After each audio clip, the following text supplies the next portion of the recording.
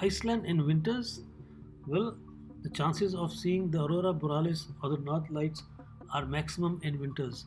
So we decided to join this tour group coming from US.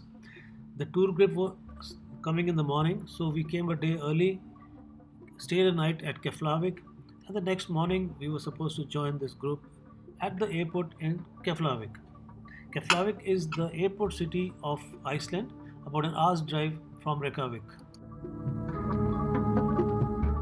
The hotel in Keflavik provided only breakfast, and luckily we knew that in advance and we carried some food packets, pre-cooked food packets with us.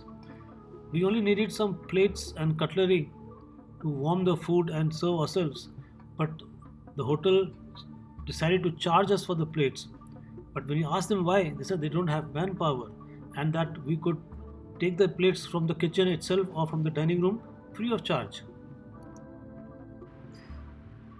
The days here are very short. The sun rises at about 11 in the morning and sets at about 4 p.m. In the evening, I tried looking out for the north lights, but it being very clouded, there was no luck. Next morning, we joined the tour at Keflavik Airport, and with them we drive into Reykjavik. Iceland is not as cold as we had thought it to be. The temperature is just around 5 degrees, and I was told the temperature at night just goes to about minus 5. This is because of the geothermal activity that goes around throughout the country. Our first point of entry into Reykjavik is the Harpa Concert Hall. Here we have breakfast in the cafeteria. This building is an architecture marvel.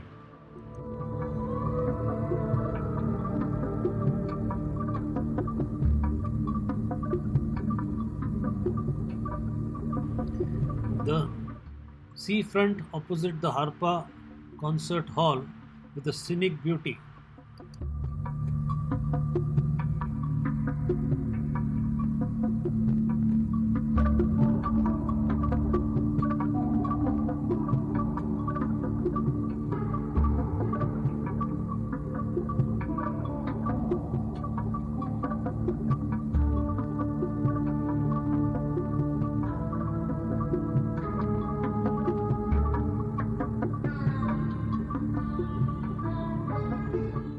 After breakfast and looking around the scenic beauty, spending some time outside, we take the bus, move on for the city tour.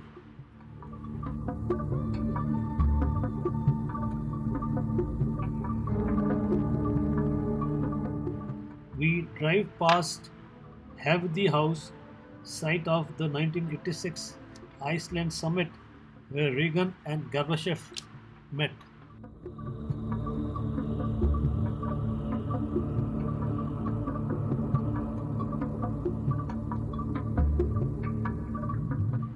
We make a stop at Hallgrim Kirkju Church. Hallgrim Kirkju is a Lutheran parish church in Reykjavik, Iceland. At 74.5 meters high, it is the largest church in Iceland and amongst the tallest structures in the country.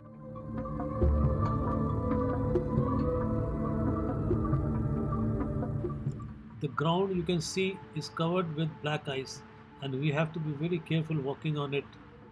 This is the view opposite the church.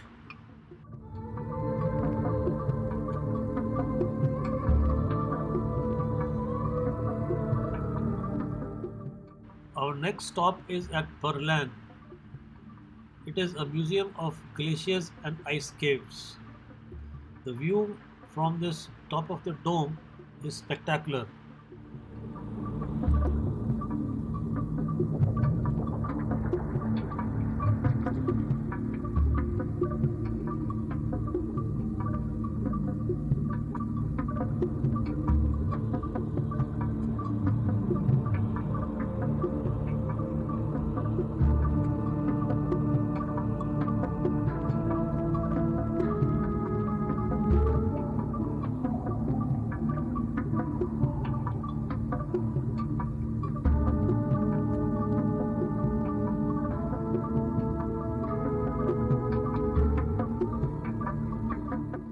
After the museum, we move on to Hatlishevi power plant.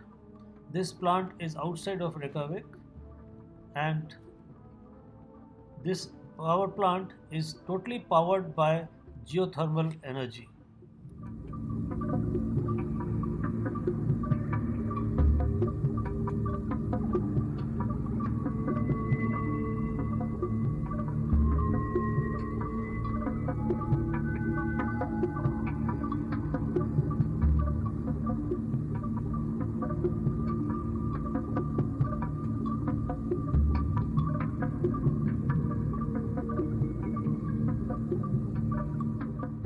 We arrive at a hotel Strakta in Hela, where we'll be spending the next 2 nights.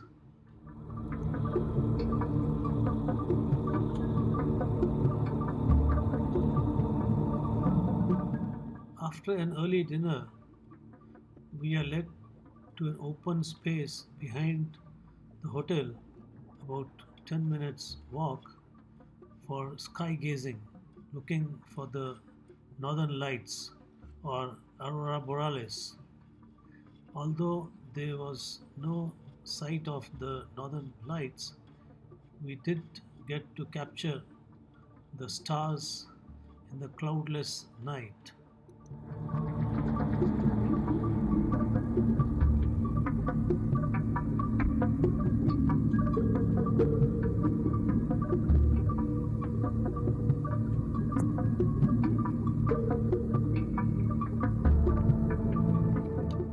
Next day after breakfast, we drive further south towards the town Vik. We stop at the visitor center of Eyjafjallajökull, the active volcano of Iceland. The poster shows the erupting volcano that last erupted in 2010, throwing up volcanic ash and disrupting flights all across Europe for many weeks. The next photograph shows the place after it was rebuilt after the destruction in the volcanic eruption.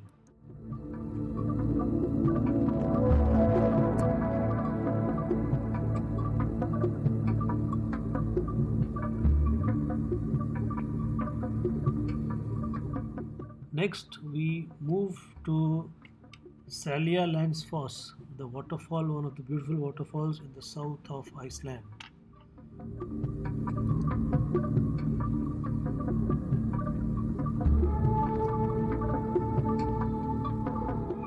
Close to the waterfall is Shakever. This is a museum of antiques.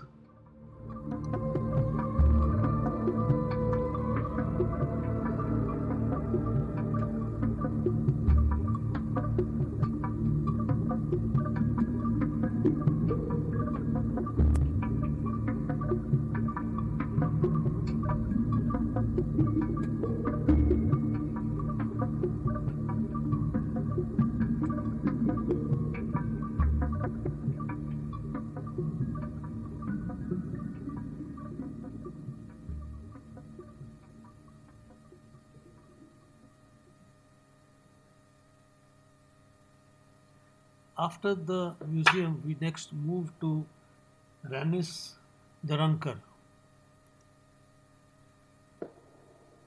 Ranis Darankar are basalt sea stags, and this place is close to Wick. The famous black beach here is known as Renisfiara. It is totally unsafe for swimming as there have been a lot of fatal accidents here.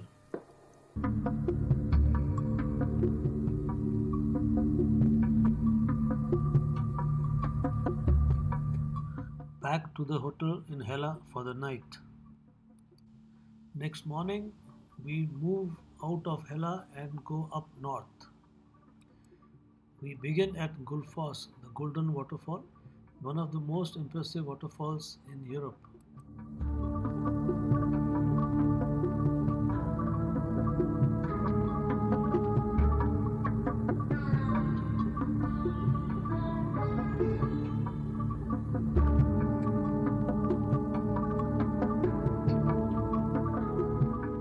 From here, we move on to the Geyser area with its numerous hot springs.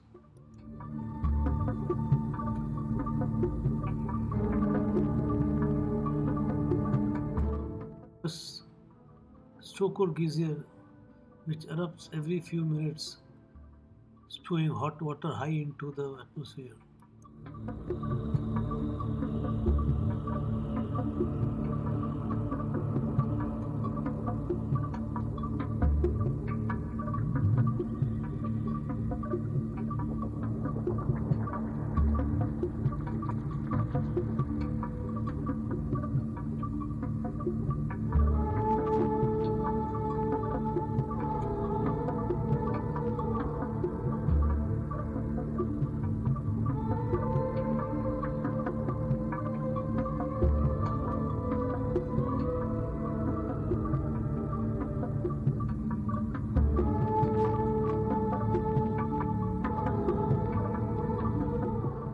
Our next stop is Freigheimer Greenhouse, a unique cultivation center growing tomatoes in the greenhouse.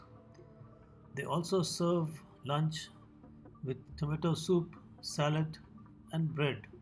There's totally pesticide free tomatoes grown here.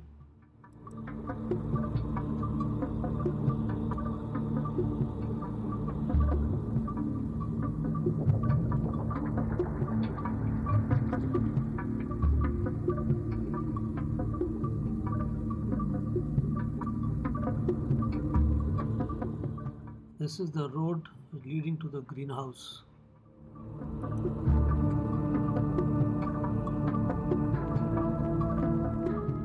Back to Reykjavik and the Harpa Concert Hall.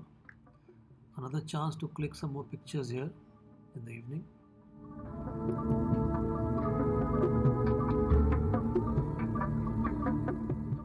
A view of some construction activity in the vicinity of the Harpa Concert Hall.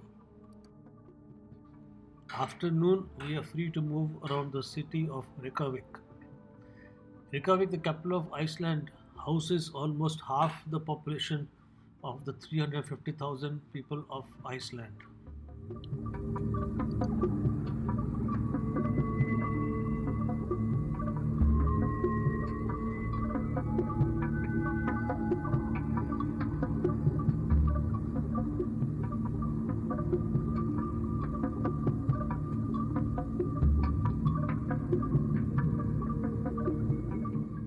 Evening after dinner, we go to a place out of town, away from the city lights, to get a glimpse of Aurora Borealis or the Northern Lights. The intensity being low, the lights were not visible to the eye, but fortunately were captured by the camera in long exposure. The sequence of pictures will show to you, like a time lapse, how the lights move and the beauty of the lights itself.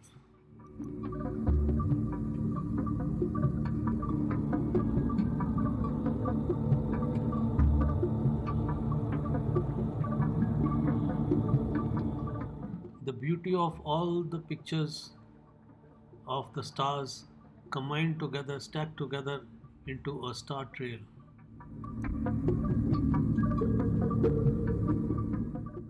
Iceland is incomplete without a visit to the Blue Lagoon.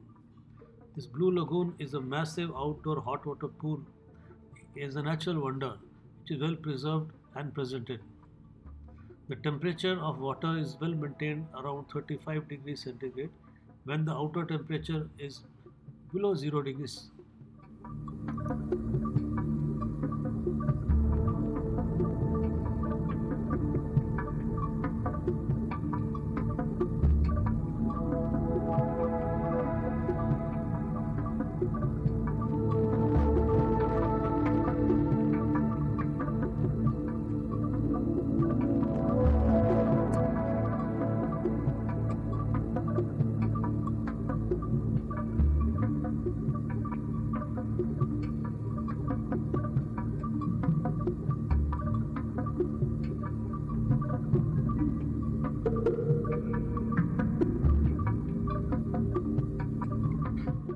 Back to Reykjavik and to the hotel for rest after a tiring swim in the Blue Lagoon.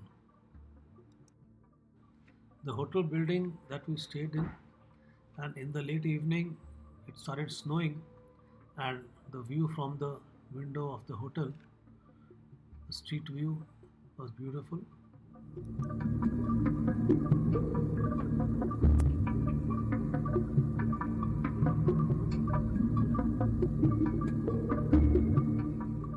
Next morning, the last day of our visit in Reykjavik, just after sunrise, we could get a chance to see the beauty of the snowfall at night and click some good pictures with the snow around.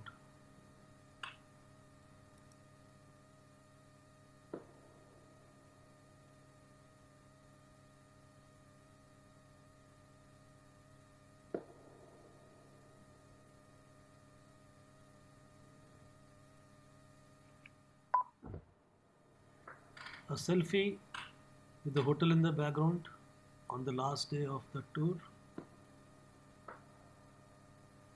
At the airport, the trolleys were available but could not be used. You can see that for yourself. Thank you for watching.